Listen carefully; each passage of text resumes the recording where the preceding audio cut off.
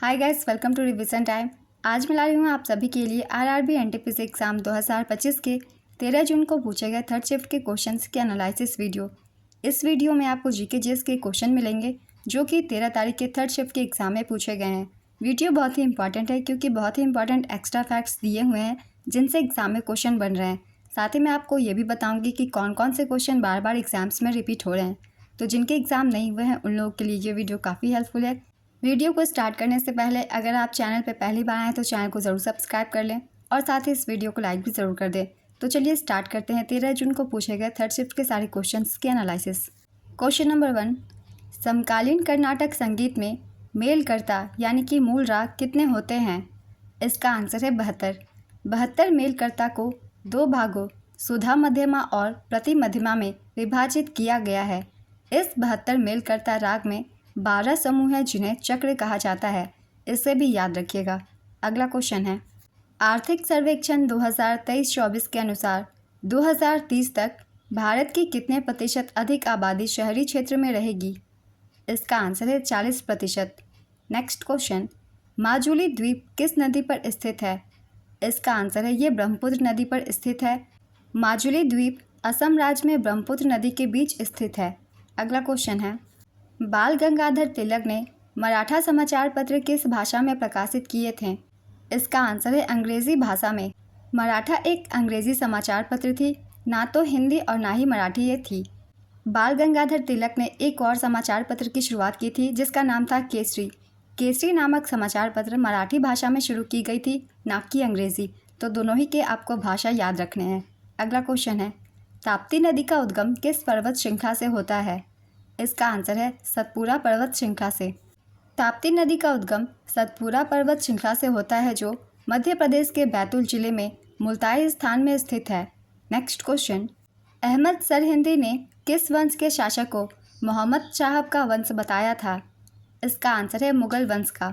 Next question, अंतर्राष्ट्रीय मुद्रा कोष ने वर्ष 2025 के लिए वैश्विक आर्थिक वृद्धि दर का अनुमान कितना कर दिया है?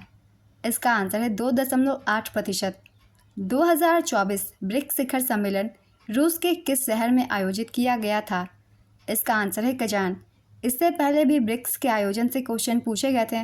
मैंने एक्स्ट्रा फैक्ट्स में आप सभी को बताया था 2024 में ये कजान रूस में आयोजित हुई थी और 2025 में ये ब्राज़ील में आयोजित होगी और 2026 में ये भारत में आयोजित की जाएगी।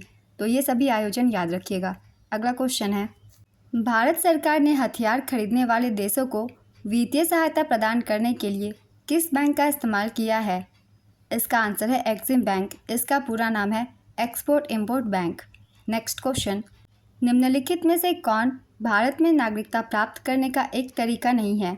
भारत में नागरिकता प्राप्त करने के 5 तरीके हैं। मैं पाँचों को बता देती हूँ। इन पाँचों में से जो ऑप्शन में ना हो आप उसे टिक कीजिएगा क्योंकि यहाँ पूछा जा रहा है कौन सा तरीका नहीं है। तो पहला है जन्म से, दूसरा है वंश या वंशानुक्रम द्वारा, तीसरा है पंजीकरण द्वारा, चौथा है देशीयकरण या प्राकृतिककरण द्वारा और पांचवा है भारत में किसी क्षेत्र के सम्मेलन भूमि विस्तार द्वारा। तो ये 5 तरीके हैं भारतीय नागरिकता पाने के। इसके अलावा जो ऑप्शन में हो आप उसे टिक कीजिएगा। तो भारतीय नागरिकता 5 तरीकों से प्राप्त की जा सकती है और भारत में 3 ऐसे तरीके हैं जिससे नागरिकता समाप्त भी होती है। ये 3 हैं नागरिकता त्यागने पर, दूसरा है दूसरे देश की नागरिकता लेने पर और तीसरा है नागरिकता छीने जाने पर। इन 3 तरीकों से भारतीय नागरिकता समाप्त हो सकती है और साथ ही भारतीय नागरिकता अनुच्छेद 5 से 11 तक संविधान में वर्णित है। नागरिकता से ये सारे पॉइंट्स इंपॉर्टेंट है, इसे याद रखिएगा क्योंकि इस एग्ज़ाम में क्वेश्चन पूछे जा रहे हैं नागरिकता से। अगला क्वेश्चन है, भारत सरकार ने राष्ट्रीय और अंतर्राष्ट्रीय स्तर पर निर्यात को बढ़ावा देने के लिए कृषि क्षेत्र में कौन सा कार्यक्रम शुरू किया? इसका आंसर है ई नाम। ई नाम डिजिटल राष्ट्रीय कृषि बाजार प्लेटफॉर्म जिससे किसानों को पारदर्शी और बेहतर मूल्य मिल सके है। नेक्स्ट क्वेश्चन, 1946 में गांधी जी नोआखाली नामक जगह की यात्रा क्यों किए थे? इसका आंसर है सांप्रदायिक दंगों के कारण। 1946 में गांधी जी नोआखाली जो कि अब बांग्लादेश में है इसलिए गए थे क्योंकि वहाँ मुस्लिम लीग की डायरेक्ट एक्शन के बाद भयंकर सांप्रदायिक दंगे भड़क उठे थे जिनमें हिंदू समुदाय पर बड़े पैमाने पर अत्याचार हुए थे। गांधी जी ने अहिंसा और शांति का संदेश देने, हिंसा रोकने और पीड़ितों का मनोबल बढ़ाने के लिए नोआखली के गांव-गांव में पद यात्रा की, शांति समितियां बनाई और दोनों समुदायों से संवाद किया। उनके प्रयासों से क्षेत्र में शांति लौटने लगी और पुनर्वास कार्य शुरू हुआ। अगला क्वेश्चन है, ओडिशा में 24 तीर्थंकरों से संबंधित कौन सा शिलालेख है? इसका आंसर है हाथी गुम्फा शिलालेख।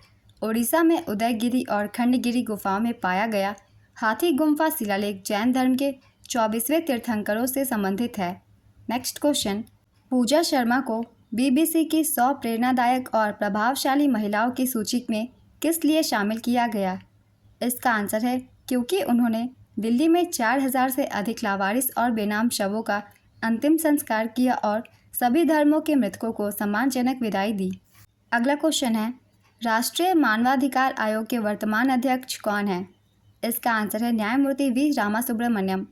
भारत का राष्ट्रीय मानवाधिकार आयोग 12 अक्टूबर 1993 को गठित एक वैधानिक सार्वजनिक निकाय है।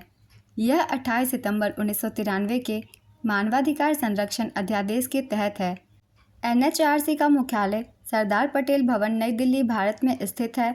एनएचआरसी के प्रथम अध्यक्ष न्यायमूर्ति रंगनाथ मिश्रा थे। वर्तमान में एनएचआरसी के अध्यक्ष न्यायमूर्ति वी सुब्रमण्यम हैं, जिन्होंने 30 दिसंबर 2024 को न्यायमूर्ति अरुण मिश्रा का स्थान लिया है। एनएचआरसी में एक अध्यक्ष और 5 सदस्य होते हैं। इनका कार्यकाल 3 वर्ष या 70 वर्ष की आयु तक, जो भी पहले हो तक का होता है। राष्ट्रीय मानवाधिकार आयोग से पहले भी एग्जाम में क्वेश्चन पूछे गए हैं, इसलिए जितने भी पॉइंट्स हैं इन्हें अच्छे से याद रखिएगा। अगला क्वेश्चन है, एमएस एक्सेल में #रेफ त्रुटि कब आती है? इसका आंसर है जब कोई सूत्र किसी ऐसे सेल या सेल रेंज को संदर्भित करता है जो अब मौजूद नहीं है या अमान्य हो गया है। नेक्स्ट क्वेश्चन, राष्ट्रीय तकनीकी वस्त्र मिशन का मुख्य उद्देश्य क्या है? इसका आंसर है यह मिशन तकनीकी वस्त्रों के उत्पादन के बेहतर माहौल बनाने और इस क्षेत्र में भारत की स्थिति को मजबूत करने के लिए बनाया गया है। नेक्स्ट क्वेश्चन, एमएस वर्ड में वाटरमार्क कैसे हटाया जाता है? इसका आंसर है सबसे पहले वर्ड डॉक्यूमेंट खोलें, मेन्यू बार में डिज़ाइन टैब पर जाएं, वाटरमार्क विकल्प पर क्लिक करें, लिस्ट में सबसे नीचे रिमूव वाटरमार्क पर क्लिक करें। इतना करते ही डॉक्यूमेंट से वाटरमार्क हट जाएगा। नेक्स्ट क्वेश्चन, 2025 का जर्मन डॉट्स ग्रांड प्रिक्स का खिताब किसने जीता है? इसका आंसर है माइकल वैन गेरेवन ने। इसका आयोजन म्यूरिक के कुल्टूरहाले जेनिथ में 19 से 21 अप्रैल 2025 तक किया गया। उपविजेता रहे जियान वान वीन। नेक्स्ट क्वेश्चन, 74वां संविधान संशोधन किससे संबंधित है? इसका आंसर है नगर पालिकाओं से। नेक्स्ट क्वेश्चन, बेंजीन C6H6 का निर्माण कैसे होता है? इसका आंसर है फिनोल को जिंक धूल के साथ गर्म करने पर बेंजीन प्राप्त होता है। इसका सूत्र है C6H5OH plus Zn summation of C6H6 plus ZnO। Next question, न्यायिक समीक्षा का क्या अर्थ है? इसका आंसर है न्यायपालिका यानी कि अदालतें द्वारा सरकार, विधायी, कार्यकारी या प्रशासनिक के कार्यों की जांच करना और यह तय करना कि वे संविधान के अनुरूप है या नहीं। अगला क्वेश्चन है, किस अधिनियम के द्वारा ईस्ट इंडिया कंपनी के अधिकार को ब्रिटिश सरकार को दे दिया गया था? इसका आंसर है 1858 का भारत सरकार अधिनियम के द्वारा। नेक्स्ट क्वेश्चन, 1991 में एलपीजी सुधारों के बाद भारतीय बैंकों में क्या बदलाव आए थे? बहुत सारे बदलाव आए थे। इनमें से जो ऑप्शन में हो उसे आप टिक कर सकते हैं। इसका आंसर है बैंकों का पुनर्गठन किया गया, जिससे उनकी कार्यक्षमता और प्रतिस्पर्धा बढ़ी। गैर निष्पादित परिसंपत्तियों में कमी लाने के लिए सख्त कदम उठाए गए। विदेशी निवेश और विदेशी बैंकों में प्रवेश को प्रोत्साहित किया गया। ये सभी बदलाव किए गए थे। इनमें से कोई भी ऑप्शन में हो आप उसे टिक कर सकते हैं। अगला क्वेश्चन है, औरंगजेब की कब्र खोदने के संबंध में हाल ही में कहाँ विद्रोह हुआ है? काफ़ी खबरों में ये घटना रही थी। इसका आंसर है महाराष्ट्र के छत्रपति संभाजी नगर जिले में। नेक्स्ट क्वेश्चन, किस जीव में स्वपोषी एवं परपोषी दोनों प्रकार के पोषण पाए जाते हैं? इसका आंसर है जीवाणु, यूग्लिना और पीचर प्लांट में। नेक्स्ट क्वेश्चन, भ्रष्टाचार धारणा सूचकांक 2024 में भारत कौन से स्थान पर है? इसका आंसर है 96वें स्थान पे। भ्रष्टाचार धारणा सूचकांक 2024 में भारत की रैंक 96वीं थी और भारत का स्कोर था 38। मैंने काफ़ी बार एक्स्ट्रा फैक्ट्स में बताया हुआ है, जब भी किसी सूचकांक से क्वेश्चन पूछे गए हैं तो उसमें मैंने भ्रष्टाचार धारणा सूचकांक भी शामिल किया हुआ है। अगर आप लोगों ने वीडियो ठीक से देखा होगा तो आपको इसका आंसर पता होगा। इस सूचकांक में प्रथम स्थान पर डेनमार्क रही। इस रिपोर्ट की जारी करता है ट्रांसपेरेंसी इंटरनेशनल जर्मनी। भारत के पड़ोसी देशों की रैंक है चीन की 76वीं, पाकिस्तान की 135वीं, श्रीलंका की 121वीं और बांग्लादेश की 149वीं। नेक्स्ट क्वेश्चन, आर्द्र भूमि के विवेकपूर्ण उपयोग के लिए रामसर पुरस्कार किसे प्रदान किया गया है? इसका आंसर है डॉक्टर जयश्री वेंकटेशन को। डॉक्टर जयश्री वेंकटेशन आर्द्र भूमि के विवेकपूर्ण उपयोग श्रेणी में वार्षिक प्रतिष्ठित रामसर पुरस्कार जीतने वाली पहली भारतीय बन गई हैं। Doctor Jayashree Venkatesan Care Health Trust की सह संस्थापक है। इस ट्रस्ट की स्थापना 2000 में चेन्नई, तमिलनाडु में की गई थी। कुछ दिनों पहले ही मैंने डाल रखी थी अवार्ड से related video RRB NTPC exam के लिए। उसमें मैंने ये क्वेश्चन भी शामिल किया था। जिन लोगों ने ध्यान से देखा होगा उसको आंसर पता होगा। अगला क्वेश्चन है, भारत के राष्ट्रपति द्वारा उच्च न्यायालय के न्यायाधीश की नियुक्ति किसके परामर्श से की जाती है? इसका आंसर है भारत के मुख्य न्यायाधीश संबंधित उच्च न्यायालय के मुख्य न्यायाधीश और संबंधित राज्य के राज्यपाल के परामर्श से।